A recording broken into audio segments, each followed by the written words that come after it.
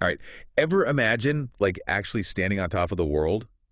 Boots on the highest point on Earth, 8,000 feet of thin air, below you. Yeah. It's May 29th, 1953. You're either Edmund Hillary or Tenzing Norgay, and you've just done what no human has ever done before. You've conquered Mount Everest. Yeah, it's wild to think that just a few decades before that, Everest was considered like unconquerable, Well, like yeah. this mythical peak that had claimed so many lives, anyone who even tried to climb it. Yeah. So before we get to that, triumphant moment on the summit, let's rewind the clock a little bit. Okay. Let's go back to 1939, a world on the brink of war. A young Edmund Hillary, not yet the legend we know him as, is finding his way working as a beekeeper in New Zealand. And you know what's so fascinating is that Hillary wasn't like some born mountaineer. Really? He kind of discovered his passion by chance. Oh, okay. Picture this. He's at a hotel and he overhears these seasoned climbers talking about their adventures on Mount Cook, New Zealand's highest peak. And that's the spark, that moment where he thinks, I want to do that. Exactly. And he doesn't waste any time. He sets his sights on Mount Olivier, which, while not Everest, is still a pretty significant climb Sure. for a new climber. And this is where we see those early signs of Hillary's, tenacity. He literally kicks steps into the ice during the climb. He refuses to give up. Wow. That grit, that determination, it's like foreshadowing almost. Right. So he summits Mount Olivier, and that's it. He's hooked. Totally hooked. That first climb ignites this passion that will consume him for the rest of his life. Right. And over the next 14 years, he just hones his skills, taking on these increasingly difficult climbs in the Alps and the Himalayas. He's preparing himself for something, huh? He's not just climbing mountains, he's getting ready for something extraordinary. And that preparation, all that, it catches the eye of the British Everest expedition. Mm-hmm. By 1953, Everest had become like the ultimate prize in mountaineering, a symbol of human ambition, pushing the boundaries of what's possible. Yeah, and you have to remember, like, the context here. This is post-World War II, a time when the world was yearning for heroes, for these stories of triumph over adversity. Yeah. Conquering Everest, I mean, it almost became a national obsession for the British. So the pressure was on. Absolutely. Multiple expeditions had tried and failed, some with really tragic consequences. Yeah. The world was watching, waiting to see if this team could finally achieve what so many others hadn't. Exactly. And leading the charge, you have this incredible duo, Mm-hmm. Edmund Hillary, the tenacious New Zealander, and Tenzing Norgay, a highly skilled Sherpa climber. Oh, yeah, with unparalleled knowledge of the mountain. Oh, yeah. And that partnership, that had to have been, like, crucial to their success, right? It was. I mean, they brought such different but complementary skills to the table. Yeah, I mean, Hillary's strength was really in his physical endurance and his unwavering determination. like relentless. Relentless, a force of nature. Tenzing, on the other hand, he brought this deep understanding of the mountain's treacherous terrain, the unpredictable weather, the importance of acclimatization. So we have our heroes, the ultimate challenge, a world on edge. Now let's talk about the climb itself. This was no walk in the park, right? No, the final ascent was brutal, dwindling oxygen supplies, treacherous ice falls, like collapsing without warning. And then, of course, there's the infamous Hillary Step. Wait, hold on. For those of us who aren't expert mountaineers, what exactly is Hillary Step? So Hillary Step is this 40-foot, nearly vertical rock face just below the summit.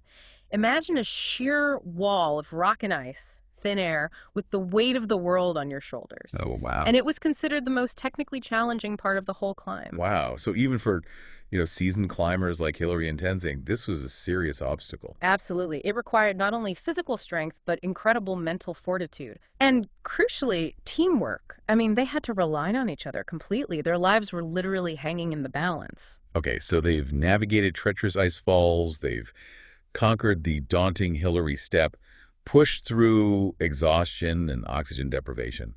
What's going through their minds as they finally approach the summit?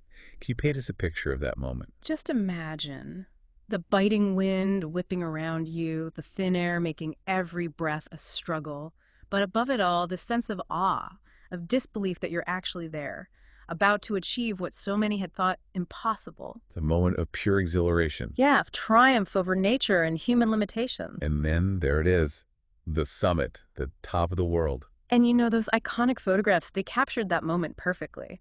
Hillary and Tenzing standing on the summit, their flags fluttering in the wind, faces etched with exhaustion and pure joy. A moment that resonated around the world. Oh, yeah. A testament to, I guess, the indomitable spirit of human endeavor. Absolutely. I mean, news of their success just traveled so fast, Yeah. and the world just erupted in celebration.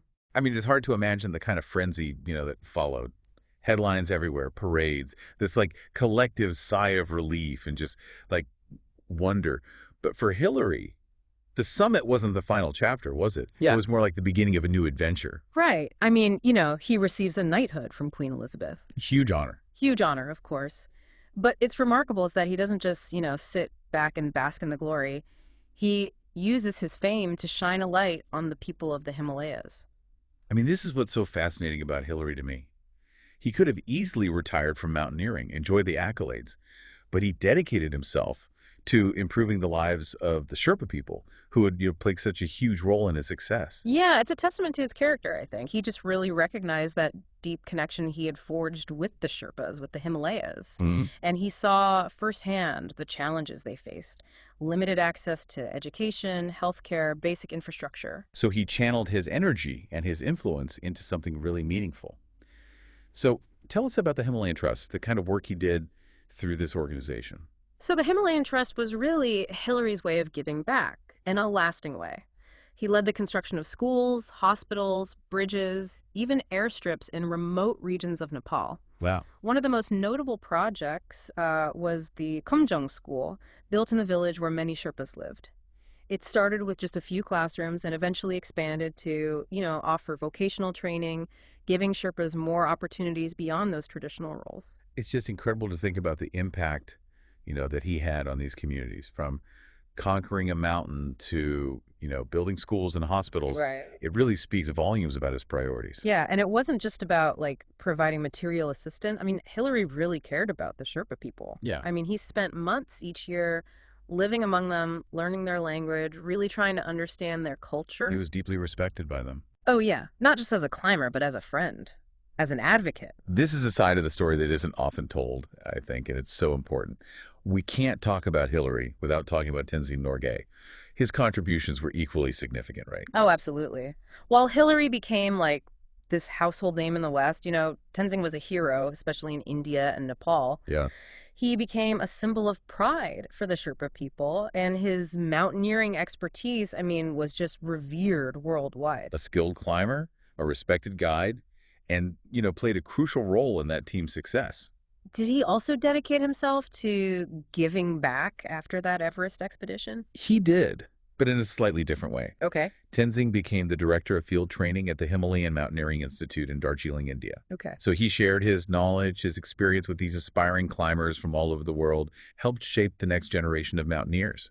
So both men, in their own unique ways, used their platform to uplift others and to make a lasting impact beyond mountaineering. And the world really recognized their contributions. The 50th anniversary celebration of the Everest climb in Kathmandu. Yeah. It was just a powerful testament to their legacy. Sir Edmund Hillary, 83 years old at that point, being paraded through the streets, showered with love and gratitude by the Nepali people. And, we can't forget that he was awarded honorary Nepali citizenship. First person to ever receive that honor.